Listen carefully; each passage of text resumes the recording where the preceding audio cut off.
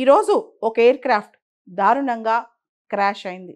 అజర్బైజాన్లోని బాకులో బయలుదేరిన air craft actually రష్యాలోని చెచెన్యా ప్రాంతంలో గ్రాజ్నీలో ఆగాల్సింది.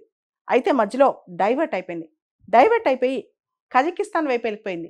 కజకిస్తాన్ దగ్గర అక్తో దగ్గర సేఫ్ ల్యాండ్ అవ్వకుండా చాలా హార్డ్ ల్యాండింగ్ అయిపోయి క్రాష్ ల్యాండింగ్ అయిపోయి దానిలో 30 మందికి పైగా మరణించారు. చాలామంది ఇంజూర్ అయ్యారు. దీనికి సంబంధించి రకరకాల కథనాలు వస్తున్నాయి.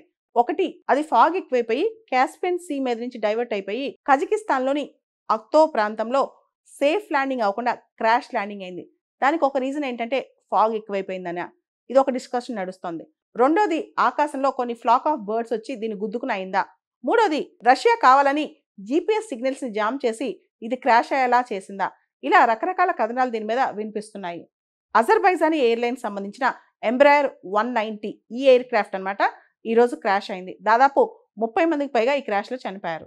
అయితే ఇంతకుముందు రష్యా బాల్టిక్ రీజియన్లో కానీ కాస్పియన్ రీజియన్లో కానీ ఇలాంటి ప్రాంతాల్లో జీపీఎస్ సిగ్నల్స్ని జామ్ చేస్తుందన్నమాట.